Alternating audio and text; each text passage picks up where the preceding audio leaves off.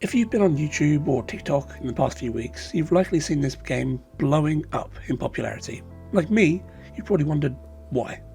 It's just another sim game, and there are a litany of them that look like Unity asset flips or something pushed out just too quickly to market around some vague idea. Usually, they don't get too much attention beyond some niche excitement in the field. So what makes this game different? There are a multitude of reasons, from the simple joy of a sim focused around nerd hobbies, who doesn't love opening card packs, to a whole lot of minor details that are frankly rather charming.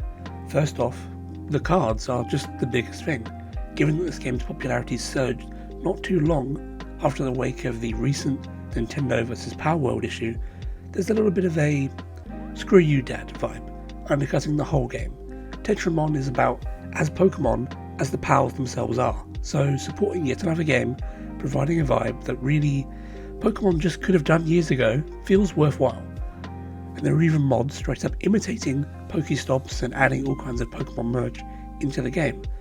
God help them if this game actually gets Tetramon into a playable card game, because then God knows where that will go, and I'm sure the mods will go absolutely crazy. I really do fear for this game's lawyers. But then again, it would be a fantastic licensing opportunity that Nintendo would doubtless just ignore, as usual. So, is that it? Is it just a heck of Nintendo, I'll do it my way? Well, no. The Tetramons themselves are charming, and the card collection side of the game is appealing, with that feeling of pulling a new pack being quite genuine. Feeling really is what makes this game stand out more from other sims. If you've played a tabletop-like game like D&D, or played any kind of Warhammer battle game, ever rolled dice, or simply played Yu-Gi-Oh! Or Pokemon, then this will immediately hit a sense of nostalgia. Dice, board games, exceptional card art, which appears to also have the artist names written in the corner like a real Pokemon card, seeing NPCs playing the games, it's that very nostalgic feeling that can only be improved if the NPCs themselves were to play other tabletop games, or set up D&D tables, or battle tables for Warhammer, Battletech, that kind of thing. But the very fact that I am saying something like this in a speculative manner really is kind of what's making the charm of this game stand out.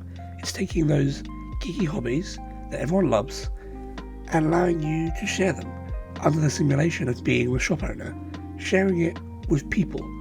You pull a fantastic set of cards with really high value, you spend your entire week's earnings on buying 152 packs without fear of genuine real-world consequences, other than having just spent 24 hours in this game in under a week. Whoops. All in all, the gameplay loop is quite simple, and the shop design element will appease your nerd's fantasy of owning their own game store. Deck out areas for customers, run events, wherein the customers come to pay money for entry to the events. These events then have possible effects that kind of change the cost of your cards. Then you're very much more eager to see those people playing, because it has a sort of supplementary effect on your income, and also possibly on tomorrow's setup of singles that you're selling. It kind of has this recurring feeling where everything sort of softly feeds into itself. Even small details like ordering stock, and the packs opening in a specific way, the boxes opening in a certain way, being able to be stored in a very kind of tidy manner, or just the simple fact of changing the currency to something that is more relevant to you. In my video, you'll notice that I have it set to pounds, because obviously I am British, but other people will have dollars or yen or whatever else, and the fact that it actually genuinely seems to change to the denominations, it just adds to the feel of immersion, the feeling. Overall, as far as this goes as a sim game, despite not looking the best, it has a feeling, and it sells it extremely well. Everything will add onto the overall atmos, and on top of that, you'll be collecting cards and shooting for higher and higher rarities to sell, and rushing out with a can of deodorant to quash the latest stinky customer that comes wandering in a never-ending battle against body odour.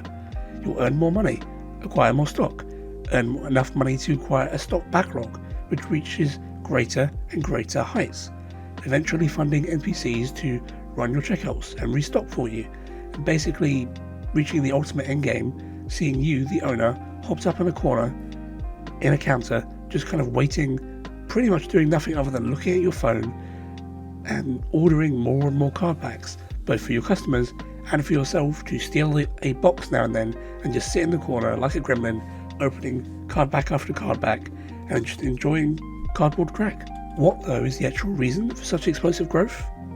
Honestly, it's threefold, I would say. One, the price is pretty reasonable. It's fairly cheap, but for me, I believe it was around 10 or so quid. Not much at all. Being on Steam, it's easy to see as it kind of hits the top of the algorithm when people are buying it, so it was easy for me to find. Secondly, timing. With the Nintendo business going on, people were eager to do something that kind of fills that niche. It doesn't give money to Nintendo and it still hits the Pokemon feeling, so even better. And then finally, just the sheer lack of anything in this niche.